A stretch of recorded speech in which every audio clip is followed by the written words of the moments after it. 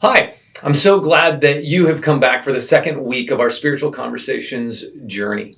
I hope that this means you're becoming convinced that spiritual conversations are actually really good, and dare I say, maybe even somewhat enjoyable. And if you're not convinced yet, my hope and my prayer is that as you get better equipped to more confidently engage in spiritual conversations, that you will be convinced that these really are great. And we can become more equipped. In the research we've been referring to from the Barna Group and Lutheran Hour Ministries, they've discerned some common traits among those who they consider to be eager conversationalists. Those eager conversationalists are people who are having 10 or more spiritual conversations over the course of a year. And what they've discovered is that there are some commonalities, some traits, some behaviors that they seem to all engage in. So what do you think those would be? If you had to take a guess, if you had to write a list of what the common traits and characteristics might be among eager conversationalists, what would you put down? Maybe that they're outgoing, or they're really smart, or they've been Christians for a really long time, or maybe they're extroverts. What do you think? What the research shows is that it doesn't actually have much to do with their personality or their temperament, or whether they've been a Christian for a long time or not. In fact, during my years of ministry, one of the things I've found is that those who are new to the faith are often really eager to share their faith with their friends and their family.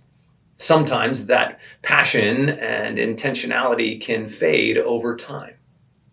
What the research shows is that eager conversationalists have shared practices, habits, and behaviors, and we want to spend the rest of our time today looking at those. We've been using the phrase eager conversationalists to describe those people who are having 10 or more spiritual conversations in a year. And we're using the word eager because it's very appropriate. Eager, by its definition, means wanting to do something or desiring to do something very much. And these eager conversationalists certainly do desire to have spiritual conversations very much. But we're also using the word eager because Lutheran Hour Ministries has created an acronym where each letter of the word eager helps us to remember the habits and the practices of these eager conversationalists. So let's jump in and talk about what each letter represents. Psalm 34:8 says, "Taste and see that the Lord is good." These eager conversationalists have definitely tasted the gospel of Jesus Christ, and they know that the Lord is good. If we try to share Jesus with others without having experienced that incredible love for ourselves, it's kind of like recommending a restaurant that you've never even eaten at. Sure, it might be great, but you're not really sure. But when you've eaten at that restaurant and you can tell with firsthand experience how good it really is, it's going to be a natural recommendation. It's going to be authentic. And so, eager conversationalists have embraced the gospel for themselves. And you may be in a place in your life where you're struggling to embrace the gospel. And if that's true, I would encourage you to talk about it. Maybe talk with your small group about it or with somebody else you trust.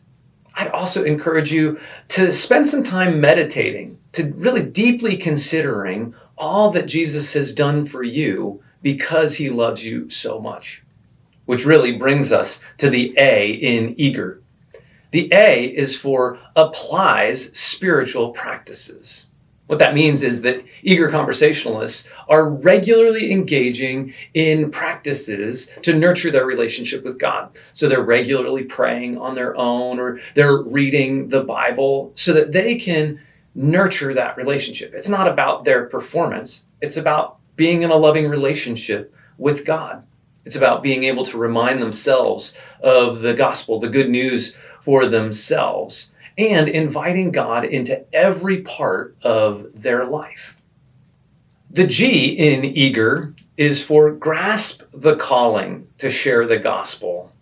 And what that means is that those who are having regular spiritual conversations have understood and sensed and have responded to God's calling to go share the hope that they have in Jesus Christ. They understand that God hasn't just called professional Christians, pastors, and missionaries to be those who share the gospel. They know that God uses ordinary people in everyday, ordinary places to bring the hope and the good news of Jesus.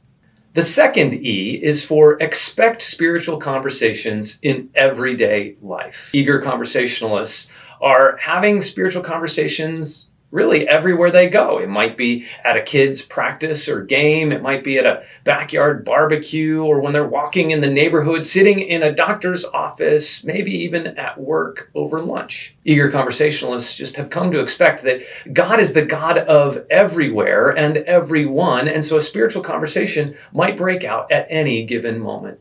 Eager conversationalists are looking for them, expecting them to happen. And finally, R is for responds confidently when the opportunity arises. Eager conversationalists are looking and expecting opportunities, and when the door opens or when someone asks a question, they don't shy away. They don't clam up and freeze in fear, but instead they naturally and authentically engage the conversation. They're confident without being overbearing. They simply are being themselves and responding with grace, but also with confidence. And over the coming weeks, we're going to really lean into the R, learning together how do we respond confidently when the opportunity arises. We're going to learn how to meet people where they are and then graciously, confidently respond. But today, we want to spend some time looking at these habits and practices of eager conversationalists, because here's my hope. If becoming eager conversationalists is not about temperament, it's not about giftedness, it's not about being a special type of person, if it's really about habits and practices, then that means we can all become eager conversationalists. So I hope you enjoy your conversation today and that you can begin putting these habits into practice for yourself.